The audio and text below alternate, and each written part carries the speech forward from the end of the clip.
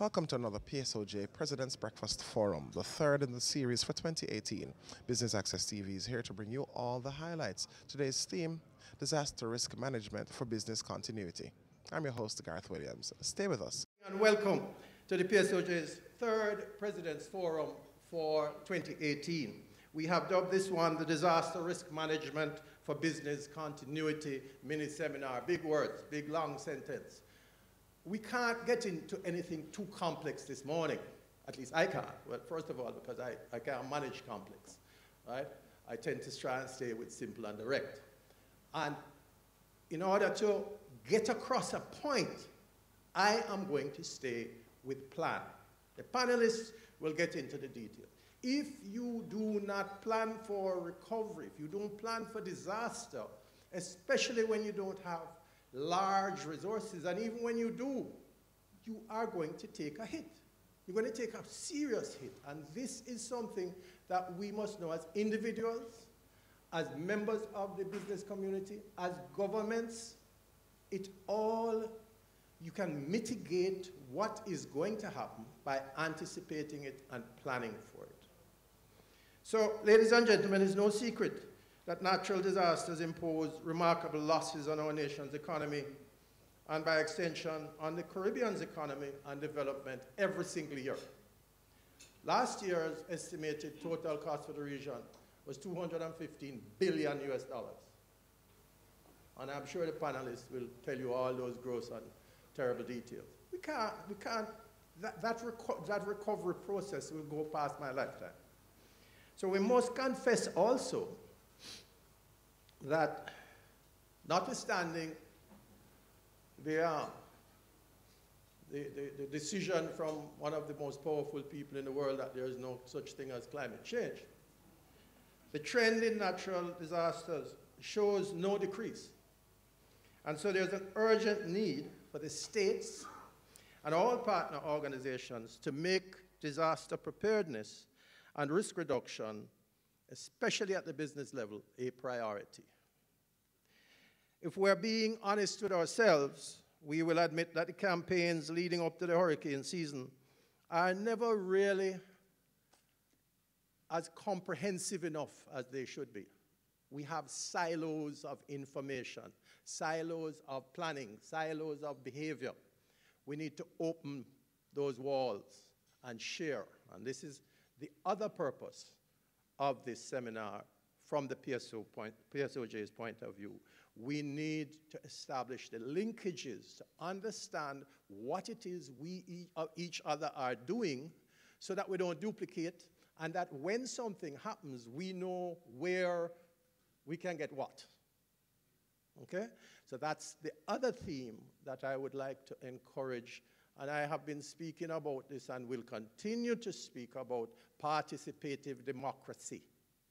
We have a tendency to say, once we have voted, it's the state's business to take care of us. That used to happen on the plantation. We're not on the plantation anymore. We must take care of ourselves and each other. So I will continue to stress the participative nature of our activities in this country we call our own. The reality is we can't change where we live and do business, but we can adapt and plan proactively to mitigate against disaster impact. The IMF, in its recently published book entitled Unleashing Growth and Strengthening Resilience in the Caribbean, dedicated many pages to talking about fiscal challenges in the Caribbean, coping with natural disasters. The IMF's research shows that since 1950, more than 12,000 natural disasters have been registered globally. During that same period, the Caribbean has been hit by 324 natural disasters. So you might say the 324 looks like a small number when compared with the 12,000, but the research shows that the economic impact of these 324 natural disasters in the Caribbean has been substantial, exceeding US $22 billion in constant 2009 dollars over the period 1950 to 2016, and those figures may be consistent with what you know. Contrast this 22 billion US dollars to the cost estimated at about $58 billion globally, and you get a sense of the magnitude of the vulnerability of our tourism-dependent economies in the Caribbean. So we in the Caribbean have suffered about 38% of the global damage from natural disasters. Collectively, our little islands with 42.5 million people compared with approximately 7.5 billion people in the rest of the world, and you can see that we have gotten more than our fair share of disaster. I am pleased to say that we have put in motion and are far along with our analytical work that will guide the eventual establishment of a policy framework for disaster risk financing at the national level ahead of a disaster. It will be amply consulted with local and international stakeholders. It will be based on the most recent specialized technical analysis available. In the end, what we envision is that we will have a portfolio, a suite of products for different levels of disaster, and a transparent investment plan to mitigate harm to people and damage to infrastructure. So we will continue to maintain a contingency in the budget to deal with those high-frequency events that have relatively low levels of damage. Rather than the one product that we have now, which is the CREF, that only kicks in. CREF means, catastrophic insurance that only kicks in if there's a catastrophe. We envision different market-based products with quick disbursement features. We'll utilize the market for contingency lines of credit and catastrophic bonds, all within our envelope of affordability. We'll be right back with much more from the PSOJ President's Breakfast Forum.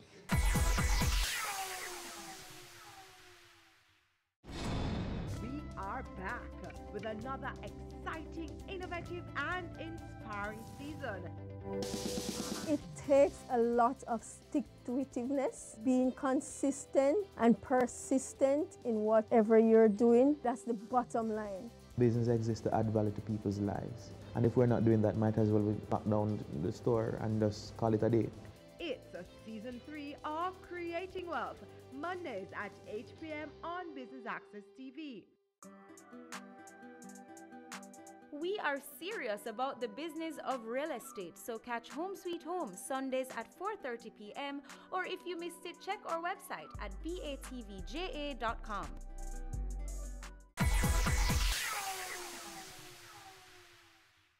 Welcome back to the PSOJ President's Breakfast Forum under the theme Disaster Risk Management for Business Continuity. It only takes a spark, they say, to get a fire going. And I tell you, ladies and gentlemen, active or not active, the ODPEM and the Disaster Risk Management Organization of Jamaica is ready. The rain events of June 2017, March to June 2017, cost us $4 billion in loss, 0.2% of GDP. That was just rain. A trough came over us, and 0.2% of GDP was lost. Can you imagine what would happen if we had a tropical cyclone? The events in Montego Bay, November 22nd, 91.5 millimeters of rainfall occurred in 4.5 hours, flooded some 27 communities, $37 million in losses. The ODPEM continues to remain at the forefront of disaster preparedness in Jamaica and, yes, in the region. Our preparedness and our preparation programs never stop.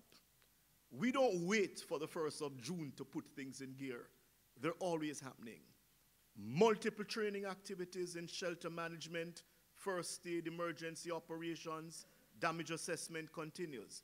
Public information is a normal part of our processes. Shelter preparations. Right now we have some 700 shelters across the island, which are all certified, equipped, management team in place, ready for the first sign of an event.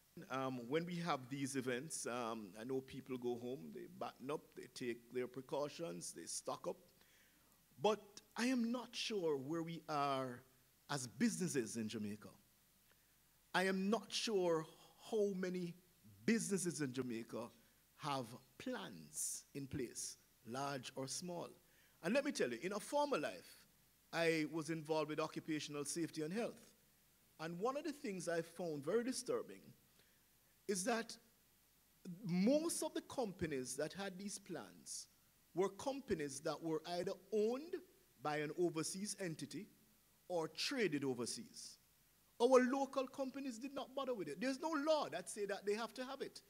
And they don't. Many do not have it. And so the question is, where is your alternate site for your office? What if the facility that you now occupy were to be compromised by, yes, a hurricane or an earthquake? Do you have somewhere else that you can go to and run business? How is your information system platform set up? How is it organized? Where can you replicate data from? Can you go to another site, plug and play, if your server in your physical building were to go? Ladies and gentlemen, your recovery will depend and will tell the country where we sit. We are now in the process, working alongside the UNDP, of rolling out a governance continuity plan, a continuity of governance plan. And this is the plan that deals with the macro picture of how government continues after an impact. But it cannot happen without the private sector. So we are vulnerable to a range of hazards. You name them, and we are exposed to them. We are ranked as the third highest country to be exposed to more than 3 hazards across the world. And what that means to us is that we have to be prepared for all of them. Being prepared has to do with steps that we take to prevent an emergency from happening. It has to do with the steps that we take when the emergency is happening. And it also has to do with steps that we take after the emergency has occurred. And I think that is what we were looking at more this morning, the continuity of business. How does someone get their business back up and running after a major shock? And so we're saying to persons that you have to now sit, and a plan has to be put in place for that. And that plan could be one sheet of paper. Yes, it could be as simple as that. What are the things that you have that could cause your business to collapse? What are the things that you have that could impact your business adversely? And if you have identified those, can you now take steps to prevent that from happening? So the theme of my presentation is a call for action with respect to disaster risk management for business continuity. So just to share with you some of the terminology that the Government of Canada uses: EM for emergency management, ERT for emergency response team, to get our internal teams ready and ramped up whenever there's a crisis. And we follow the Incident Command System, ICS. So with the impact of climate change, we would all agree that it is expected that every year the hurricane season is becoming more precarious. The strength and intensity of major hurricanes, as we saw in the last 2 seasons, is of grave concern to us all. We all have to contend with the unique global political climate as well, with diminishing resources and capacity limitations. So before moving to Jamaica, I worked in Colombia for 3 years as the Readiness Security Program Manager at the Embassy of Canada. Colombia has to contend with earthquakes and other types of disasters as well, criminality, etc. And during my time in Columbia in 2014, I had the great opportunity to pursue an executive education program at Harvard University's Kennedy School of Government called Leadership in Crises, taught by professors Arnold Howitt and Herman Dutch Leonard. And I brought the text today, Managing Crises, Responses to Large-Scale Emergencies. So one of the ideas I wanted to share with you is what the professors talk about, a comparison of the response modes for routine emergencies and crises emergencies. How is a crisis defined? By the scale, by the novelty of the type of crisis that we have to contend with. So if the crisis is obviously so large, we have to approach it entirely differently to deal with it effectively. So just to share with you some frames of reference for the response mode between routine and crises. So how does our situational awareness and expertise have to be for a crisis? It has to be, our expertise has to be low, but with an openness to recognizing the novelty that is necessary. Our decision-making has to be cognitively driven and analytic. Our skills required, incompletely specified, but creativity and improvisational ability are important. How about our leadership? Adaptive, comfortable sharing authority, skilled in eliciting ideas from the team, and innovative. How about our organizational structure? It has to be flattened for solution development. It has to be more hierarchical for design, hierarchical for execution. How about execution? It must be fault tolerant because solutions have been improvised and are thus not fully tested or practiced. So the professors say that, and I'll read, the ability to routinize emergency responses is an enormous organizational strength and permits responders, through experience and advanced planning, to deal quickly and effectively with a host of critical circumstances. Moreover, the ability to look ahead, to imagine future challenges, and make effective plans. We need to assemble the necessary resources, train personnel in advance of the occurrence of an emergency to transform the potential crises into a more manageable and thus routine event. It doesn't matter if you have a small business or a big company with help from abroad.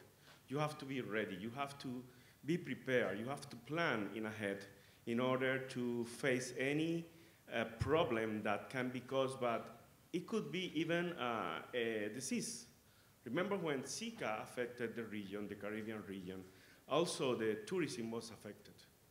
Most of our countries, almost all of the countries in the Caribbean depends on tourism, and anything can impact, any detail can impact that business. And for us that we are on the energy sector, on the oil industry, the success of the small businesses of the countries is part of our business as well. It is not, okay, it's ready. It is not only us to be ready, also our customer need to be ready. And that's one of the reasons why we are glad to share our experience here with you. Now we'll take our final break, but don't go anywhere. We've got much more highlights right after these messages.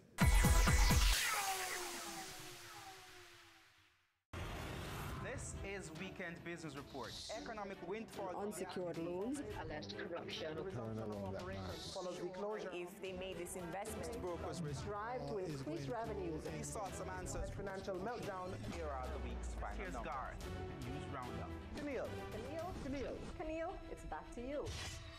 That's Weekend Business Report with me, Camille Gale, Saturdays and Sundays.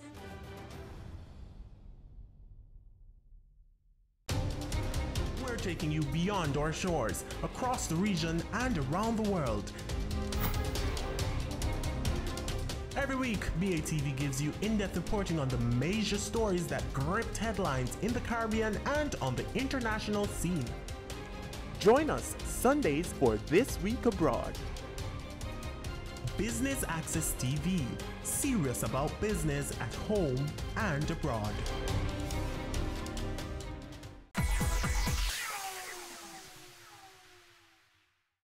Thanks for staying with us. And if you're just joining us, we are at the PSOJ President's Breakfast Forum under the theme Disaster Risk Management for Business Continuity. Let's join our presenter on stage. What I'll be discussing this morning is Ray and Nevi's experience with one particular disaster event which brought home to us the importance of properly organizing and planning for any type of emergency. So it's, the experience I'll describe is not a natural disaster, but the lessons learned is applicable to any emergency events that you might face.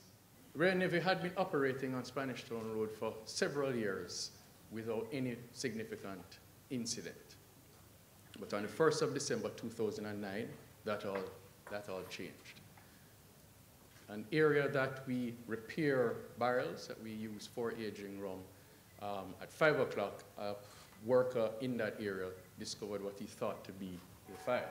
Just to give you a scale of the event, we lost approximately 59,000 square feet of infrastructure. We lost our electrical grid on the compound. We lost 2 warehouses that stored over 14,000 barrels of rum, and we lost almost 1 million liters of absolute alcohol of rum of various ages. You can imagine the amount of calls that I got the night wondering if Ray and Nevi was out of business and if my friends could continue to get rum after the event. So what did we learn from that event? Although we had, or we thought we had, established emergency response plans and systems that could deal with any eventuality, when the actual emergency occurred, we found that to be not the case. There were deficiencies that were highlighted, some of which included the preparedness for the eventuality. Because we hadn't had an incident for some time, we did not put training as a priority. It is key for employees to know when an event occurs, what are the things to do automatically. We did drills, but the drills turned out to be evacuation drills. There was weakness in command and control. We didn't establish a proper incident command post from where all the directions were given at the time of the emergency. Access control was also weak. There was a point where the managing director and the prime minister themselves were next to the fire while it was going on. I don't think that is a smart thing to do, given the nature of alcohol fires. We also had identified to us weakness in our resourcing specific to the emergency. In this case, it was an alcohol fire. Specific to alcohol fires, you really need alcohol-resistant foam. You need to have copious amounts of water. We were not prepared for that. And communication, also key in the event of an emergency. Who is that single point of contact for the outside world that will get the information accurately and on time? Internal communications, are we sure that everybody who needs to respond to the emergency is getting the right message? All those things we found to be deficient. Coming out of the experience, we made several recommendations, some of which have been achieved. The key ones being the improved emergency response framework, our improvement in our disaster response plans, and the fact that we initiated business continuity, which I'll discuss shortly. It was made clear after the event that we needed to ensure that our plans conformed to the principles of emergency management, which you see there. So we had to ensure that whatever system we came up with for future eventualities addressed the mitigation of the emergency, right? Trying to prevent it in the first place. Preparation of our teams, ensuring they know what to do in the event of the emergency. The actual response to the emergency, make sure that those plans are properly documented and understood? And how do we recover as quickly as possible after the event? There are several components of business continuity, as I'm sure you are aware. We have been focusing in the last several years on the emergency response component to ensure that we are as prepared as possible, both through documentation and preparation of the teams to respond to likely emergencies. As part of the Campari Group, we have the benefit of a crisis management plan, and our disaster recovery, certainly as it relates to information technology, is well advanced.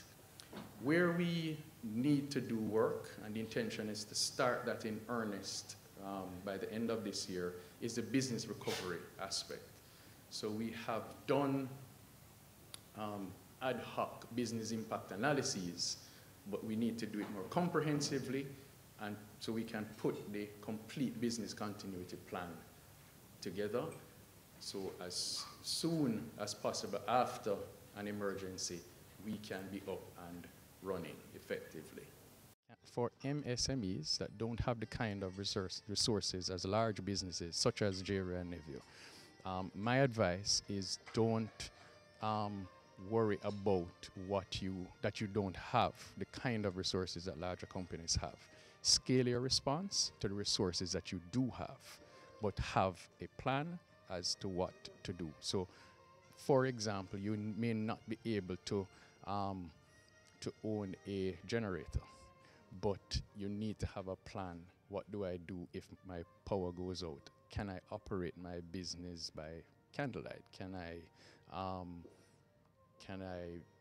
buy a small UPS that will help me? So those are the kinds of things you need to think of, alternatives that you can manage within your resources, but you have to have a plan. That is the first step in getting prepared for an emergency. This time around, the theme was disaster risk management and for business continuity. Okay, and what we are trying to do, the approach that we're trying to take is to sensitize first our members and the wider community to the importance of planning. Right? We can't stop natural disasters. They're the acts of God. But what we can do is mitigate the consequences by anticipating the level of risk, anticipating the vulnerabilities, and protecting ourselves against them by preparing for them. So one of the things that the PSOJ is trying to work on with ODPM is the development of a disaster plan template, a standard plan that small businesses and medium-sized businesses can look at and fit their circumstances into it. So for the next staging of our President's Forum, we are looking at customer service promotion and forum that will deal with the elements of customer service in Jamaica. Customer service in Jamaica needs improvement. So that is an area that we are considering for the next forum. That brings us to the end of our coverage of the PSOJ President's Breakfast Forum. Until next time, I'm Garth Williams. Stay tuned to Business Access TV, serious about business.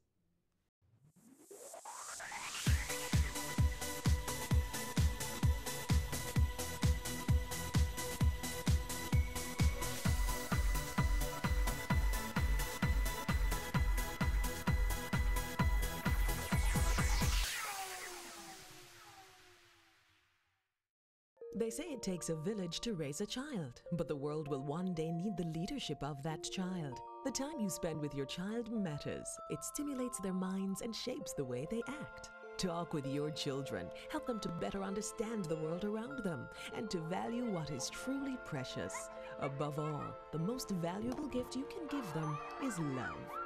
Play, talk, teach, love. Take the time. It makes all the difference. A message from the Parenting Helpline and Ad Council Jamaica.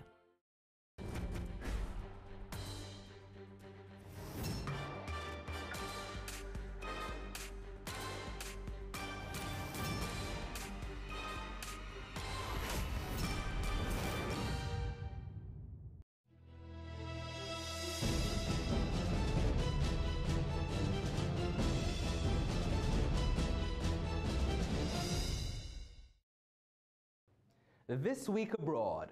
We have no plans over the next 2 years to increase taxes. No new taxes in Trinidad and Tobago for the next 2 years.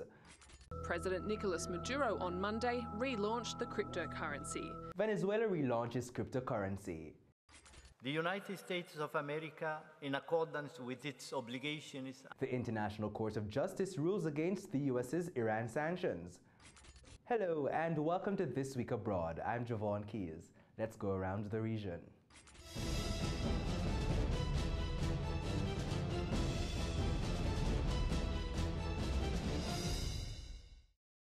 The State of the Tourism Industry Conference, SOTIC, took place last week in the Bahamas. The event saw industry stakeholders from around the world coming together to share best practices and trends. Bahamian Prime Minister Dr. Hubert Minnis used the conference platform to argue that tourism is the region's most profitable industry and Caribbean governments need to give more support to entrepreneurs interested in the sector.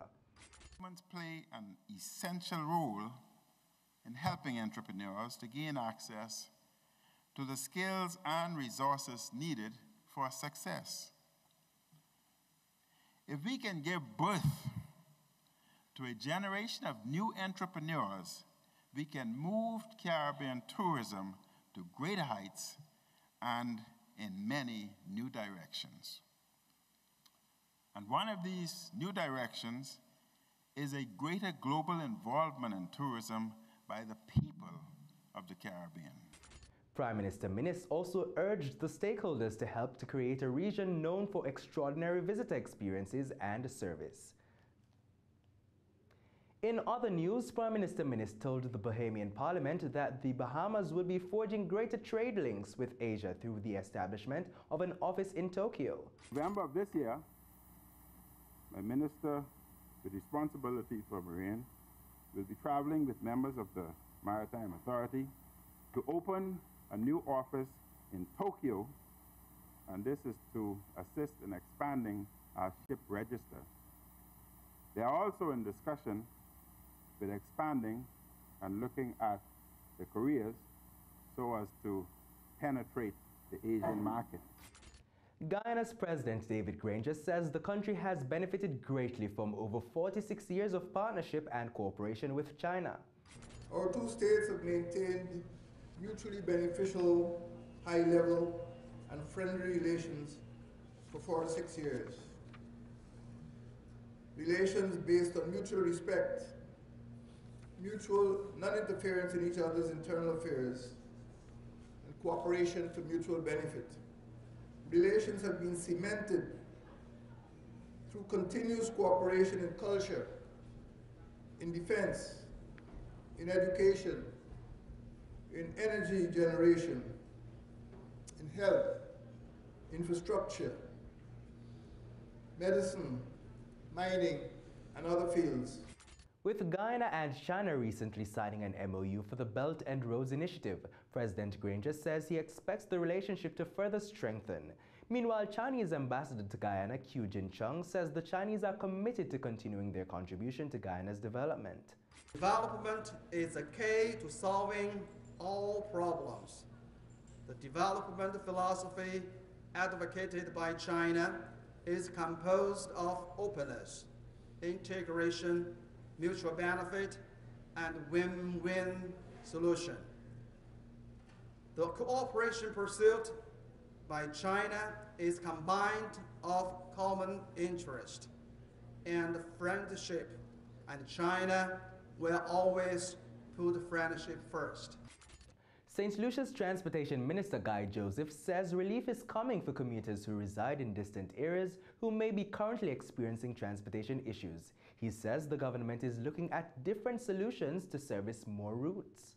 We are looking at avenues where additional employment can be created for persons who may want to do a part-time running a bus. So you may not necessarily consider giving them a 14-seater bus with a route, but if you take the 8-seater buses, can you create sub-routes? If you take from Kako down to Foas or Tishime, coming back to Babono, if you see what has happened from Bon Séjour, from Gros Islet to Bon Séjour, from Gros Islet to Cap Estate, inside of Bonte and these areas. There are lots of other routes that are underserved in a lot of areas. And these are the discussions that we are having at the national council level that would help to improve the transport system and give more reliable service. He says factors such as the community population, the distance, safety, demand for service, and the road conditions will determine the viability of routes and the fares. No new taxes for Trinbagonians for the next 2 years. That's the word from Trinidad and Tobago's Minister of Finance, Colm Imbert. He says this is due to the fiscal consolidation measures the government has undertaken. What we've tried to do this year is consolidate. That's why we have not increased taxes, and we have no plans over the next 2 years to increase taxes. I just want to let you know that from now, because we think we have increased taxes to the point where they're at a stable level, and there's no intention. We think it would be diminishing returns if we sought to increase individual income taxes and corporation taxes and other taxes at this point in time. Minister Imbert says despite some of the economic issues the country has been facing, they've still managed to record growth of about 2.2%. He says to continue growing the economy, the government will have to continue to spend wisely. And we're going to continue to have deficit budgets for the next couple of years because we need to spend money on projects, we need to spend money on programs, we need to create incentives such as the small business incentive I've just spoken about. We need to keep improving the support system for the manufacturing sector, which has grown by 7%, and I've heard disbelief about that as well, but those are the figures. And when we come back, Venezuela relaunches its petro cryptocurrency. More TWA on the other side of this break.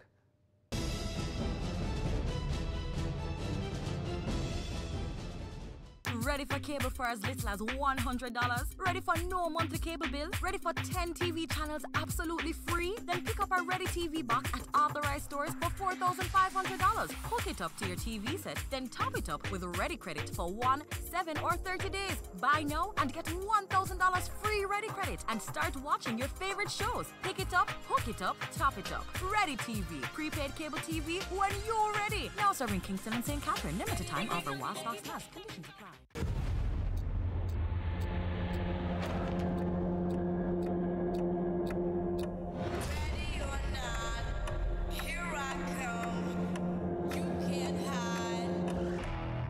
It's not about being successful. It's about really working hard at what is before you. All of my preconceptions about what the public sector was were all completely unfounded. We were driven to work hard and to achieve excellence in what we did. Being in business takes backbone. It takes a lot of resolve. You're going to have roadblocks, you're going to have bumps in the road, and you have to be able to go over them. Here I come, you can't hide.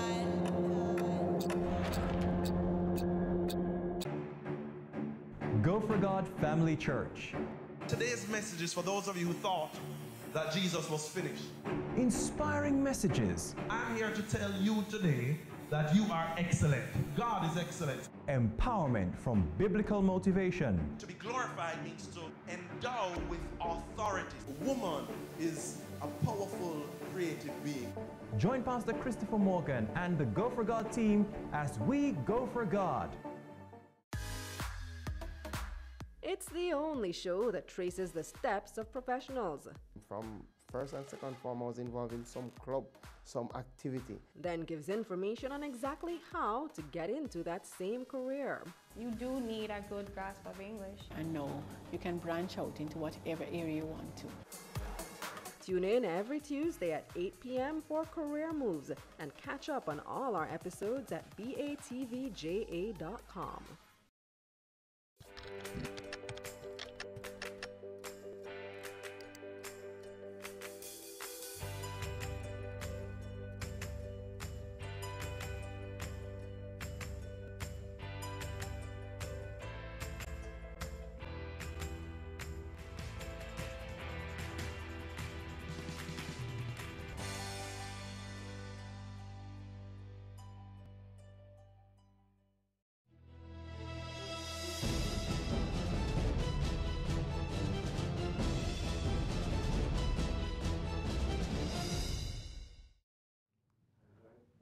Back to This Week Abroad. The Venezuelan government has relaunched its cryptocurrency, the Petro. The government hopes the online currency pegged to the price of gas will help the country's economy to rebound, but not everyone believes that it will. More in this report. Venezuela is banking on the Petro. President Nicolas Maduro on Monday relaunched the cryptocurrency. He says it will be a legal method of paying for everything from real estate to plane tickets. We'll have about 4 weeks for people to register in the Petro system and open digital wallets. The Petro is the first cryptocurrency to be backed by oil. To prevent it from fluctuating, the government set its value at $60. That's the price of 1 barrel. But Maduro is pegging economic recovery on a currency that crypto experts widely rate as a scam. Since it was rolled out earlier this year, it hasn't been sold on any major cryptocurrency exchange, and shops reportedly don't accept it. Those who found a way to buy it were unable to use it, like this Petro investor who didn't want to be identified. Es un riesgo alto. It is a high risk. Take note that this started in February, and as of September the 8th, we've not been able to use that money that we invested. To those who are interested, my recommendation is be aware that the rules of the game are not very clear and you don't know where this might end up. Maduro says the Petro can get around international sanctions that have prevented the government from getting the foreign capital it desperately needs. Venezuela's external debt stands at around $150 billion. The IMF expects inflation to hit 1,000,000% this year, and its industrial output has dropped to 30%, while the once booming oil sector it depends on is at a 30-year low. It pumps 1.4 million barrels a day, compared to more than 3 million 10 years ago. Caracas has repeatedly blamed the US and EU for what Maduro calls an economic war. Yesterday, we had an attack in the early morning, as soon as this new system was put into operation. Today, the 1st of October, to show it to the country and the world. We suffer attacks, cyber attacks from the US, from France and Colombia. Maduro remains optimistic his virtual currency will soon be immersed in the global market. But so far, Venezuelans haven't seen any sign that Petro could put an end to their economic suffering. Liz Maddock, TRT World.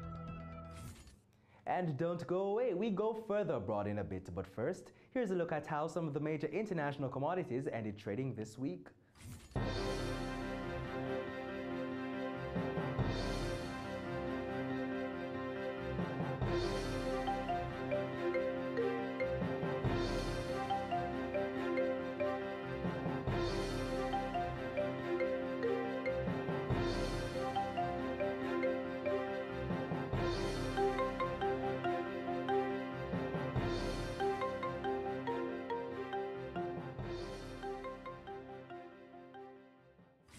And stick around when we come back. The International Court rules against the US's Iran sanctions. International stories are next. Stay with us.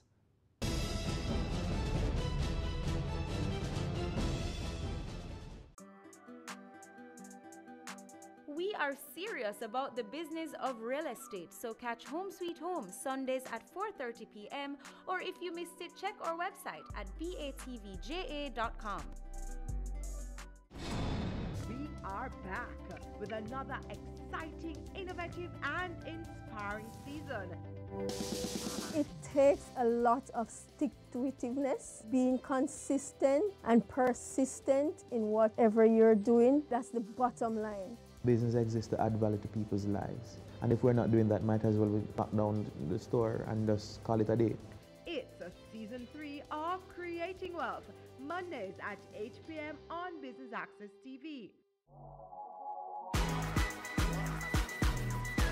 The Good Life, your trusted source for useful health and wellness information, lifestyle tips for the mind, body, and soul.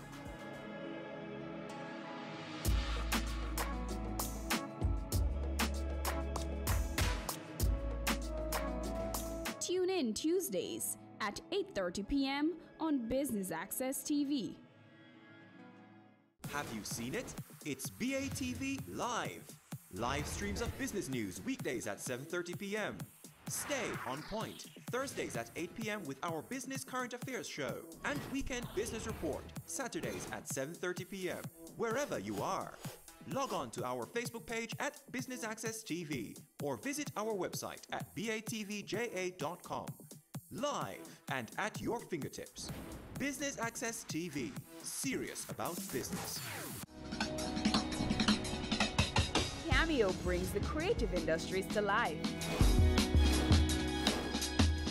Delighting creatives in different fields each week.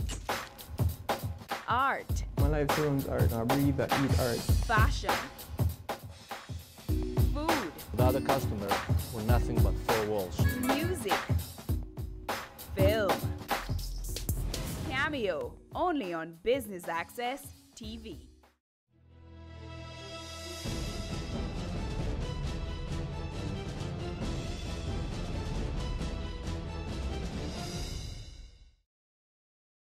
Welcome back to This Week Abroad. While many companies worldwide have been looking at cost-cutting measures and employee restructuring, the world's largest online vendor Amazon is giving its workers a wage increase. More in this report. America has a problem. The divide between those with the least and those with the most is growing, and the gap is just getting wider. The economy is doing well, but wages are not rising. That statistic might soon see a bump. One of America's largest employers, Amazon, has announced that everyone who helps send these smiling boxes around the country will soon be paid more, at a minimum $15 an hour, more than double the national minimum wage. It's not cheap. It's going to cost them $1 billion, I think, per year. It's not that they're able to raise prices or pass that through to customers. This is something their shareholders are going to fund. But I think that a lot of Amazon shareholders think this is the right thing to do. That's what Amazon said was behind the move. It was the right thing to do. But it's also facing a lot of criticism, in large part because of its founder, Jeff Bezos. He is the richest man in the world, worth $165 billion. Breaking that down, he makes about $275 million each and every day. And Amazon is hugely profitable. In the second quarter of this year, it had a profit of $2.5 billion. So it can afford the raises. And with low unemployment, it might have to pay more to get in enough workers to move their merchandise. Still, the raise is being praised by Amazon's toughest critics. What Mr. Bezos today has done is not only enormously important for Amazon's hundreds of thousands of employees, it could well be, and I think it will be, a shot heard around the world. Not every economist thinks paying workers more will actually help decrease income inequality. On the one hand, yes, workers in Amazon will benefit from this increase in basic pay, but in the longer term, Amazon is exactly the type of company which we'd imagine would invest in automation, and it'd be much more difficult for other companies, traditional retailers, to match this kind of offer. America can often seem like two different countries, divided between the haves and have-nots. Economists will be watching to see if Amazon's move does anything to heal the divide. Patty Culhane, Al Jazeera, Washington. The UN's International Court of Justice, ICJ, has ruled in favor of Iran regarding the US imposed trade sanctions, but the US is contending that the ICJ has no jurisdiction in the matter. Here's more from Al Jazeera's Zain Basravi. In the case of Iran versus United States of America, the 15-member bench of the International Court of Justice ordered the American government to make sure that sanctions against Iran do not impact humanitarian aid or civil aviation. The United States of America, in accordance with its obligations under the 1955 Treaty of Amity, Economic Relations and Consular Rights, shall remove, by means of its choosing, any impediments arising from the measures announced on 8 May 2018 to the free exportation to the territory of the Islamic Republic of Iran of medicines and medical devices, foodstuffs and agricultural commodities, and spare parts, equipment, and associated services, including warranty, maintenance, repair services, and inspections necessary for the safety of aviation. Iran argued that sanctions reimposed after U.S. President Donald Trump pulled out of the 2015 nuclear deal in May violate a little-known friendship agreement that predates the 1979 Islamic Revolution. The court agreed, but didn't call for the complete lifting of sanctions, falling short of the resounding decision that Iran would have wanted. Judges did ask the U.S. not to interfere with banking transactions related to food, medicine, and air safety. But even as the judge read the ruling, its practical application remained a question mark, and any history made here by the ICJ judges is likely to be symbolic at best. Both parties shall refrain from any action which might aggravate or extend the dispute before the court or make it more difficult to resolve. With no policing mechanism to enforce its decision, in practical terms, the court's judgment is more recommendation than ruling. While the U.S. does not recognize the authority of ICJ judges, it did take Iran to court back in 1980, when it was still a voluntary member. In a case centered around the U.S. Embassy hostage crisis, the ICJ ruled that the Iranian government was bound to secure the immediate release of the hostages, to restore the embassy premises, and to make reparation for the injury caused to the United States government. But after the court ruled it owed Nicaragua war reparations in 1986, the United States withdrew from the court's compulsory jurisdiction. Iran has been arguing that the approach by Americans toward Tehran has been illegitimate as well as unlawful. And by taking the case to the court against the United States, I think what Iran wants to say that is the Americans who have left the negotiating table, that is the Americans who are not observing the international law, and that is the Americans who have been ignoring the resolution by the United Nations Security Council. On Monday, Iran and America will face each other in court again for public hearings over $2 billion in Iranian assets frozen in 2016. The latest World Court ruling may seem like a hollow victory to many in Iran struggling under the punishing strain of American sanctions. But it does help illustrate a point that leaders in Tehran are keen to make as often as possible.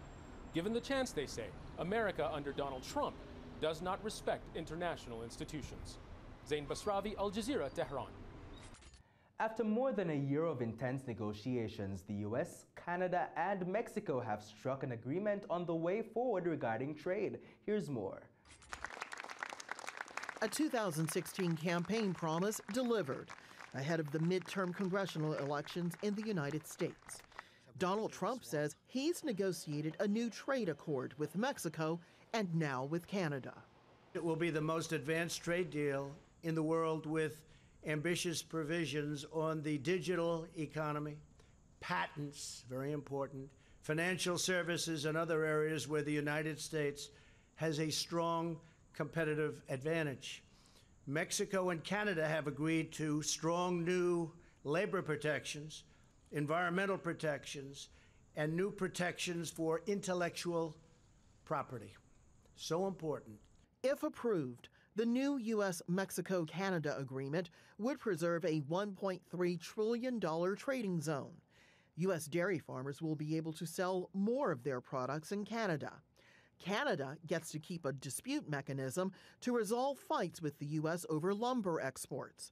And auto workers in Mexico will be paid more to produce parts for the U.S. market. That last point mattered to officials in Ottawa. We have reached an agreement on cars and car parts, inspired by creative Canadian ideas, which, as some of you will remember, we put forward in our talks in Montreal back in January. That was a key turning point in this negotiation. The draft treaty now heads to Parliament in Ottawa and to Congress in both Washington and Mexico City. We will make sure it does not contravene the sovereignty of the people, and we will be guarantors of the federalist principles that maintain our republic. Analysts say there is a reason why Canada is joining the deal now: its economic future. What is important is that we be an attractive place for foreign companies to invest. If they feel that their investment in Canada could be shut off in terms of its access to the U.S. market by future tariffs, they won't invest here.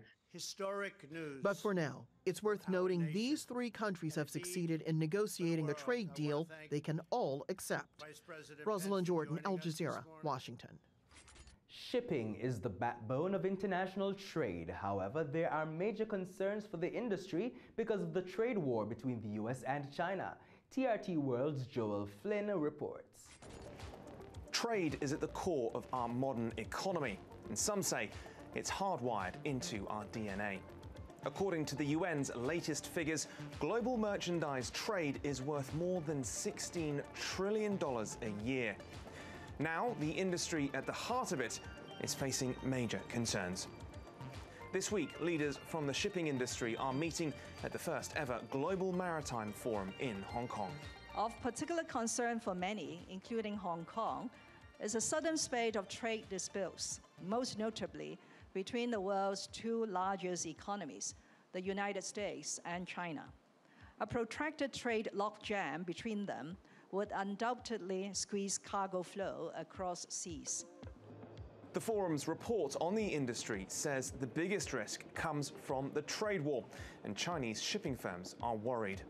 It's unfortunately happened, the trade war between US and China, and surely for shipping business, it's not good. It's not good. It's no coincidence this inaugural session is being held in Hong Kong. Asia accounted for 64% of world container port throughput last year, according to the UN, which also said that China is the best connected trading nation in the world. But while the threat of the trade war hangs over the maritime industry, there's still some optimism. That's because the structure of trade flow is adapting to the crisis. Trade patterns shift, so the goods are finding new ways to move, and we are there as a global, probably the biggest global integrator of logistics. So what we see is that the trade patterns change a little bit, and we don't see the impact on the overall trade volumes. Whenever there are disruptions, there are inefficiencies, and sometimes those can be beneficial in terms of economics. The economics may be fundamentally realigning. Where before trade may have flowed between the US and China, now some expect a so-called regionalization to happen. That would mean shorter, more land-based routes, the type being built through China's Belt and Road projects. But it may be at the expense of the maritime industry. Now, in a way, Trump's tariffs wake up the world, and everybody is rethinking the routes. So you see, I think, yes, maybe I don't want to say they're burying their head, but the point is they've been so helpful, but the world is going in a different direction. It's a more regional thing. The forum's first report on the industry also highlights other big risks. Chief among them are cybersecurity threats. Fuel costs and digital technologies, it reports, offer opportunities and challenges. But whatever happens, this may well be a turning point for sea trade. Joel Flynn, TRT World, Hong Kong. And that brings us to the end of This Week Abroad for this week. Thanks for going around the region and across the world with us. We're back next week with more regional and international business stories. But please, join us Mondays to Fridays at 7:30 p.m. right here or live on our Facebook page for BATV News. I'm Javon Keys. Please have a great week.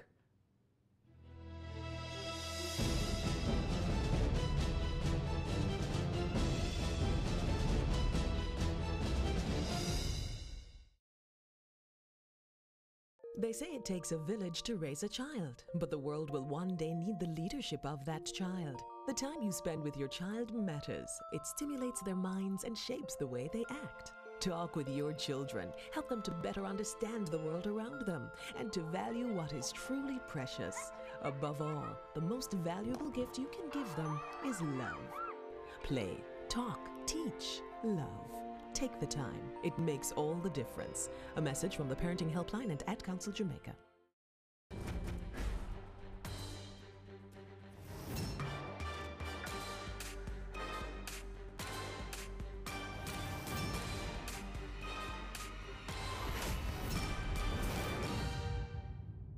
This week on Wealth Magazine Business Access, we sit with Ricky Mahfood, Executive Chairman at Hawkeye Electronics and Security Limited.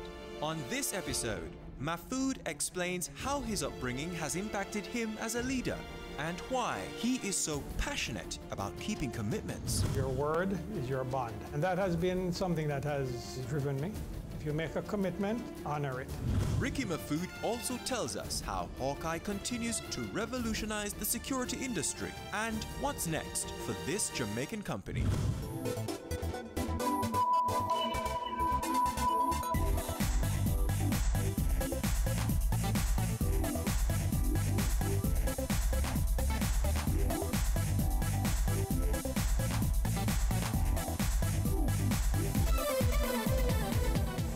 I'm Ricky Mahfood. I'm the Executive Chairman of Hawkeye Electronic Security Limited.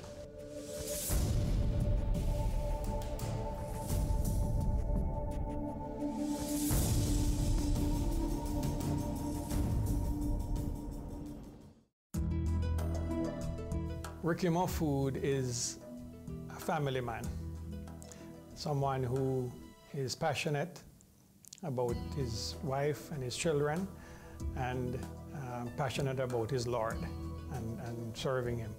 I can be intense at times and focused when I need something done and done properly. And maybe some people may see me as a, type A personality, very driven and so on. And I guess in a way that I am driven by what is important to me and what I believe I am called to do. So that's probably a little of who I am. I was born in Kingston in 1958. Growing up in Kingston brings back very fond memories for me.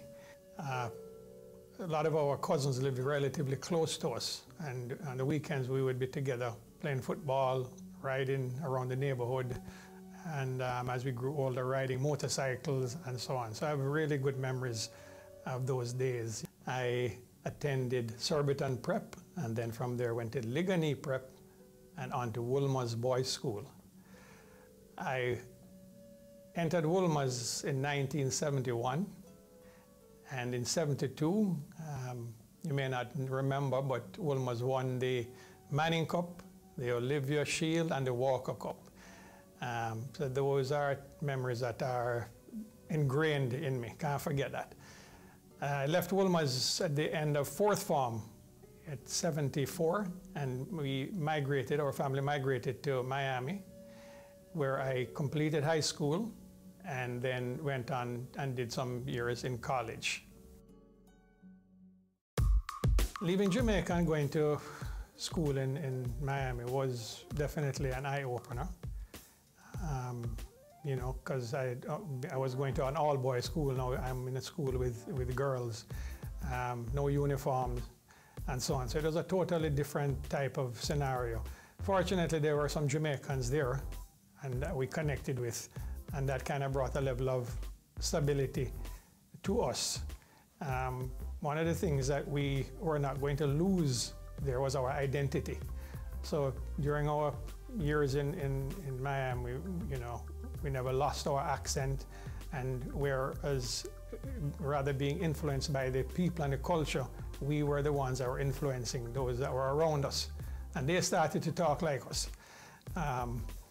So while it was a shock for us in one way, it was a good learning experience for the time we were there. After leaving high school in Miami, I attended a junior college in Miami for 2 years, and graduated with a degree in what's called architectural technology.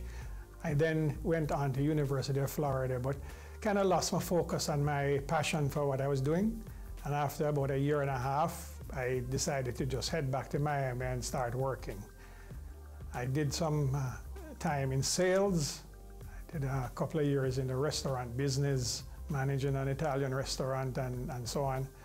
And it was around that time, in '81, when I decided that it was time to come home.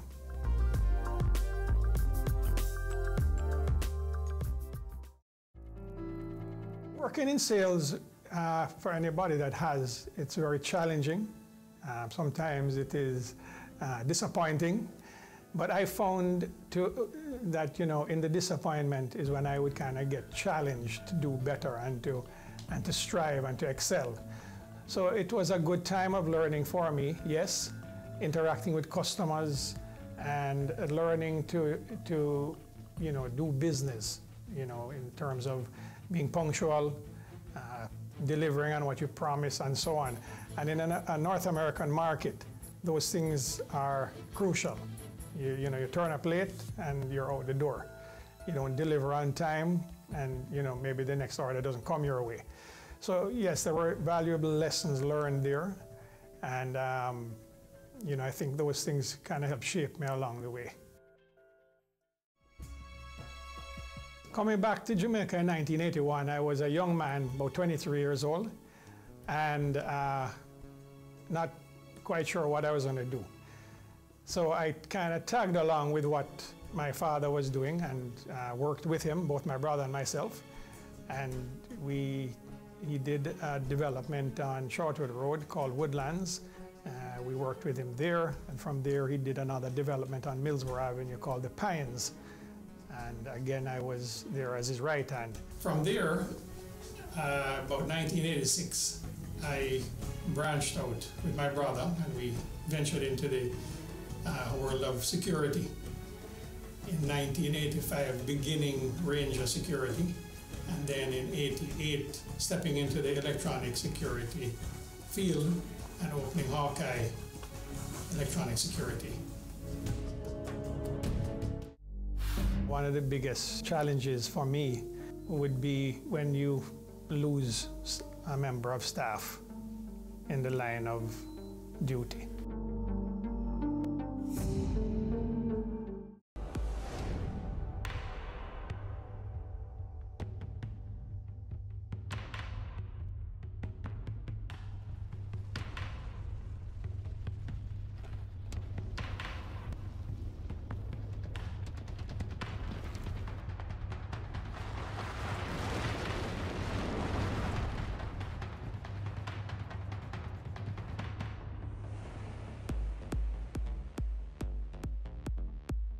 Ready for cable for as little as $100? Ready for no monthly cable bill? Ready for 10 TV channels absolutely free? Then pick up our Ready TV box at authorized stores for $4,500. Hook it up to your TV set, then top it up with Ready Credit for 1, 7, or 30 days. Buy now and get $1,000 free Ready Credit and start watching your favorite shows. Pick it up, hook it up, top it up. Ready TV. Prepaid cable TV when you're ready. Now serving Kingston and St. Catherine. Limited time offer while stocks last. Conditions apply.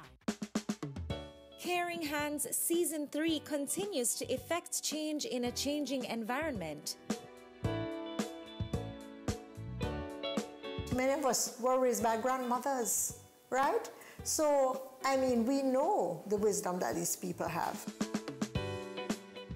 Going beyond business.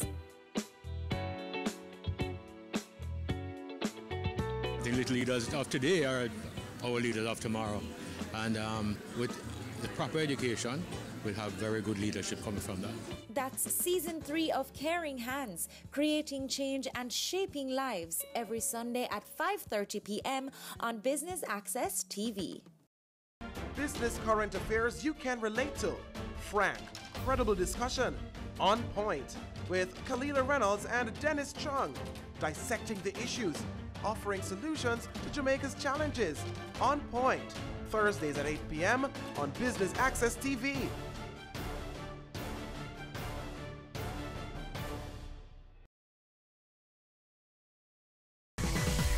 Having a corporate event, seminar, awards show, conference, product launch, workshop, or expo?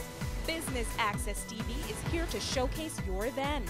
Contact our sales department at 908-0919, 906-6357, or 908-2775 for more information. Business Access TV, serious about business. We're taking you beyond our shores, across the region and around the world. Every week, BATV gives you in-depth reporting on the major stories that gripped headlines in the Caribbean and on the international scene. Join us Sundays for This Week Abroad. Business Access TV, serious about business at home and abroad.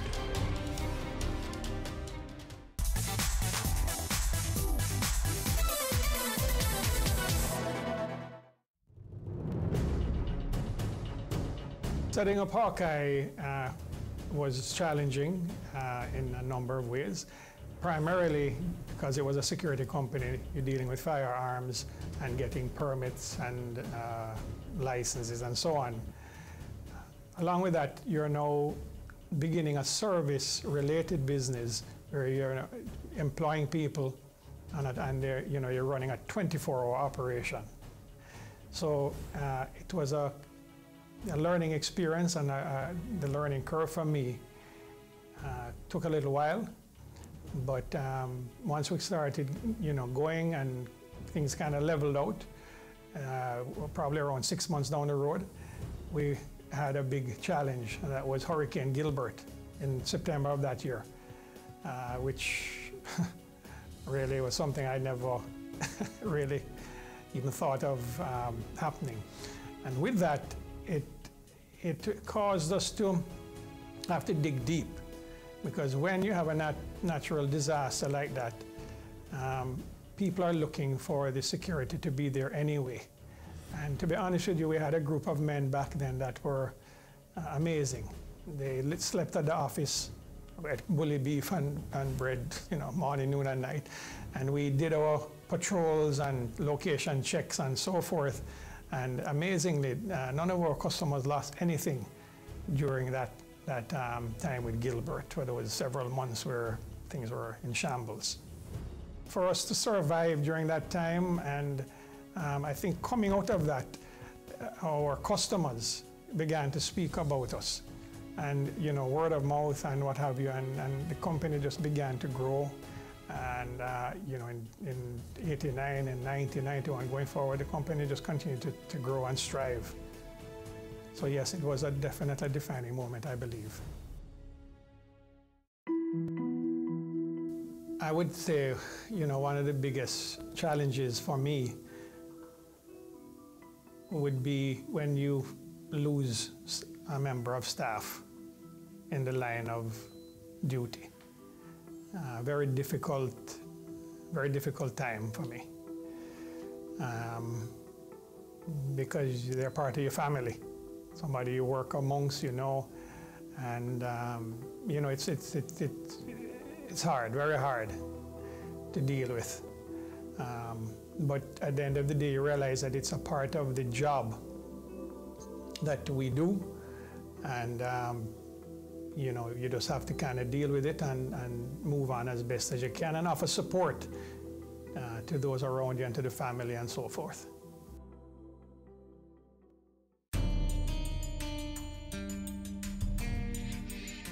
When I look at where we are today, 2016, it's humbling for me, and I give God thanks very often, because as I reflect back to those early days where we had maybe initially 5 employees, and I think we started with 13 customers, to where we are today with, within the guarding side of the business and the electronics, we have about 1,800 people working with us, and we're securing over 10,000 customers. So it is a humbling thing for me. And it also is something that causes me to just reflect on the persons that are part of our team, because it's not about me. It's really about the people that are on the team with me, that do the groundwork and the support and so on, and that deliver the service. And so a big thank you goes to those that are with us, those who have been with us, and help us along the way. Security is a big issue and affects everybody. And I believe, the whole electronic security business has brought a level of affordability to the marketplace, which benefits everybody. So today, somebody moving into a home, a security system is part of what they would think of having, just as they would think of having cable TV, telephone service and what have you. Security is a part of that thought process. And because of the affordability of it, you find more and more people now are opting for that and signing up to get a system installed, to get even a security system for their vehicle and what have you. So it's definitely a growing business.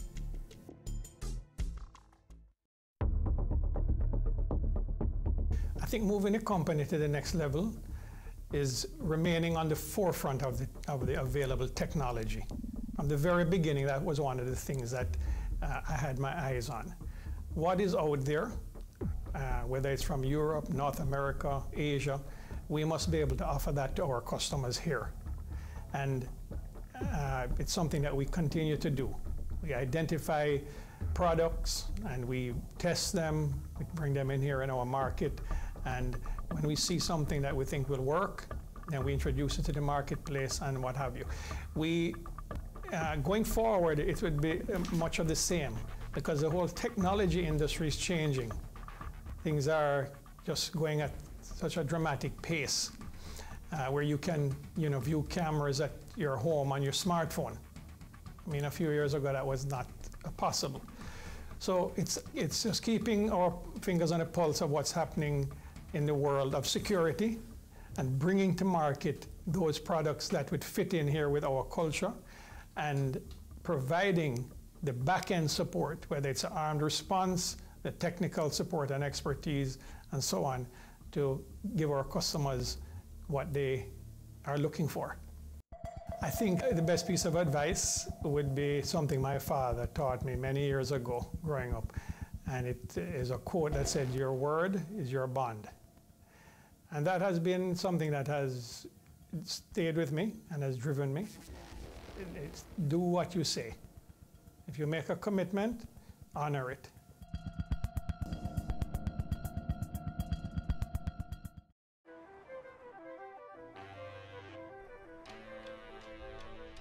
The Nissan X-Trail with All-Mode I technologies.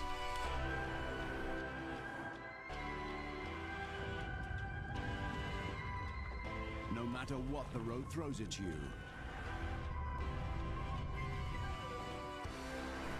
your story starts here.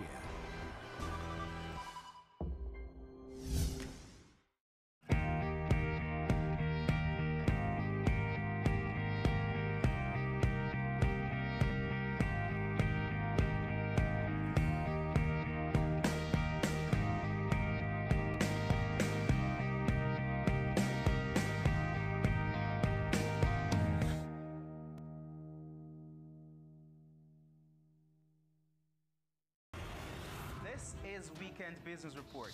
Economic windfall. Unsecured loans. Alleged corruption. Follows the closure. If they made this investment. Brokers strive to increase revenues. He sought some answers. Financial meltdown. Here are the week's final. Here's Garth. News Roundup.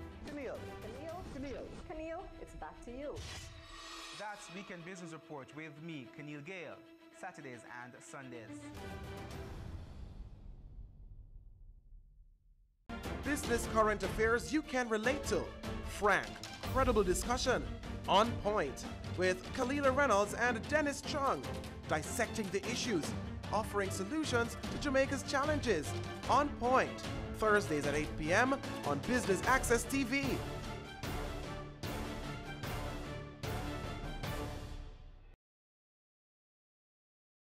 Have you seen it? It's BATV Live. Live streams of business news weekdays at 7:30 p.m. Stay on point Thursdays at 8 p.m. with our Business Current Affairs show and Weekend Business Report Saturdays at 7:30 p.m. wherever you are. Log on to our Facebook page at Business Access TV or visit our website at batvja.com. Live and at your fingertips. Business Access TV. Serious about business.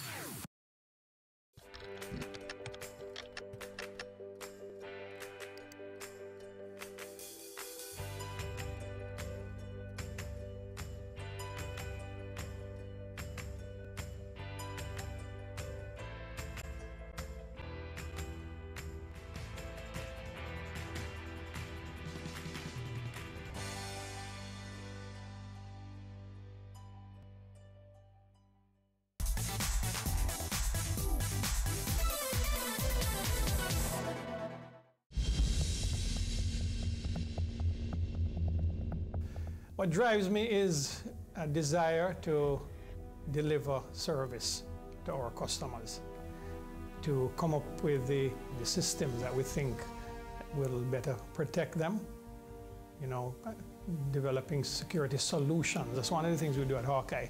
It's not a matter of just providing A, B, or C, but it's looking at what a customer needs and developing a solution that is going to meet their needs and be an affordable option for them. So that, as I said before, and just having a desire to serve and to deliver service to our customers, that is really something that drives me and pushes me every day. I think the best piece of advice would be something my father taught me many years ago growing up. And it is a quote that said, "Your word is your bond." And that has been something that has stayed with me and has driven me. It's do what you say. If you make a commitment, honor it. And going a step beyond that, as a Christian, honesty and integrity are very important for me. And it's something that I share across the board at the company, that we must always be forthright with our customers, being honest and open and so forth. And so being a person of integrity and delivering on what I say is very important.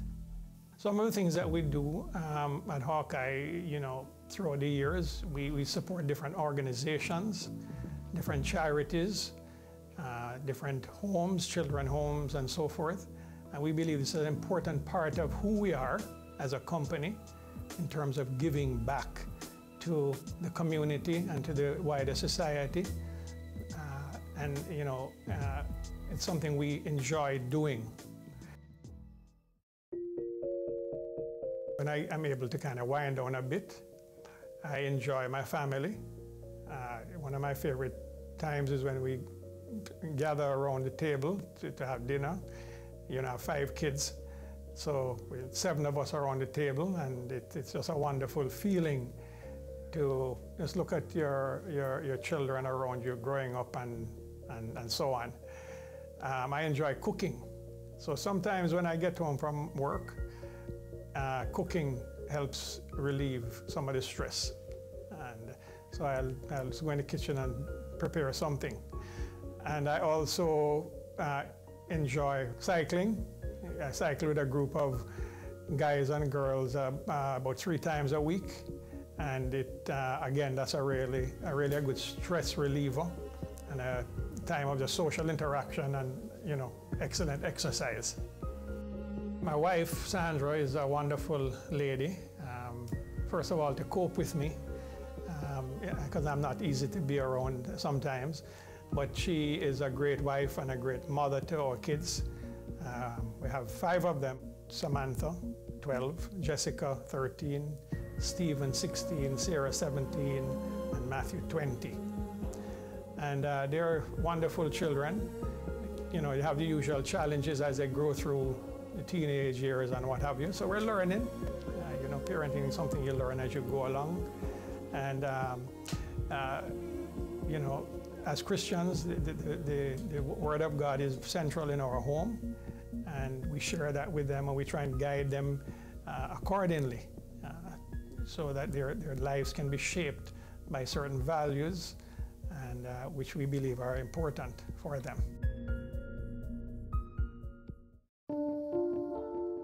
When you ask about wealth, what wealth means, you know, at one point I would say, you know, the typical question, the typical answer, you know, financial security.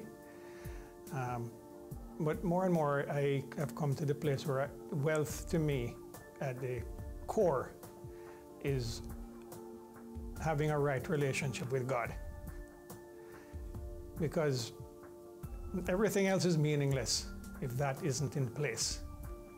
So you can have financial success, you can have good health and so on, but if that relationship with God is not there, then those things are not going to add up. So to me, that would be what I would put as being wealthy, being in a right relationship with God through Jesus Christ, His Son.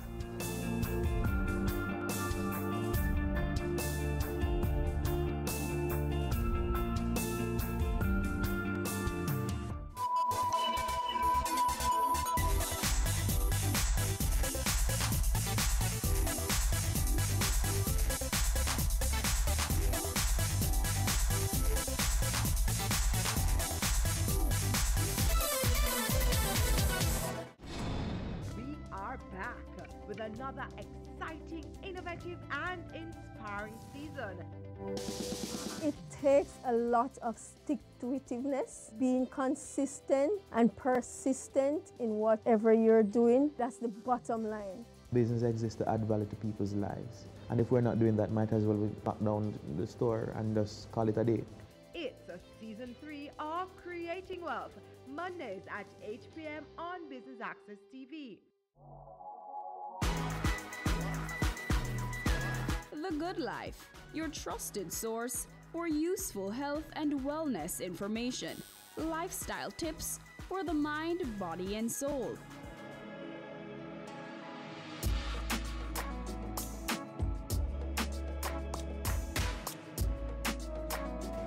Tune in Tuesdays at 8:30 p.m. on Business Access TV. Career Moves has always explored interesting careers, highlighting all you may not have known about them. This season is no different. Coming back to Jamaica, everyone's like, Fizzy what? Fizzy who? When you find a bright boy or girl in the class and people say, what are you going to be? The parents say, you have to go be a doctor, you have to go be a lawyer. Nobody says you have to go be a politician. Let me see your hands! Tune in Tuesdays at 8 p.m. on Business Access TV. Having a corporate event, seminar, awards show, conference, product launch, workshop, or expo? Business Access TV is here to showcase your event. Contact our sales department at 908-0919, 906-6357, or 908-2775 for more information. Business Access TV, serious about business.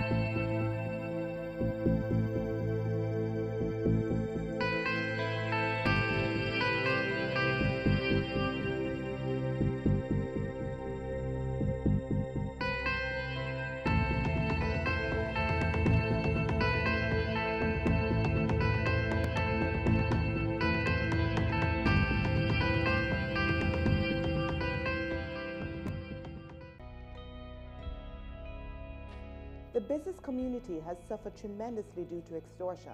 Some have not just lost their businesses, their jobs, but lost their lives. This is extremely impactful to the growth of our country and to the progress of our people. We are our brother's keeper. Let's put a stop to this. No more use of force. No more use of fear. No more extortion. No more.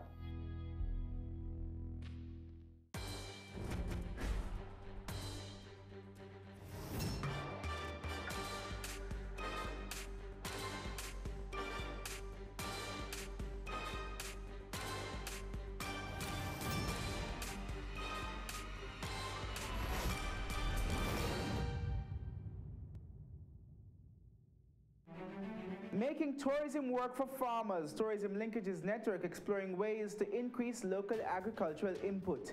Weekend Business Report starts right now.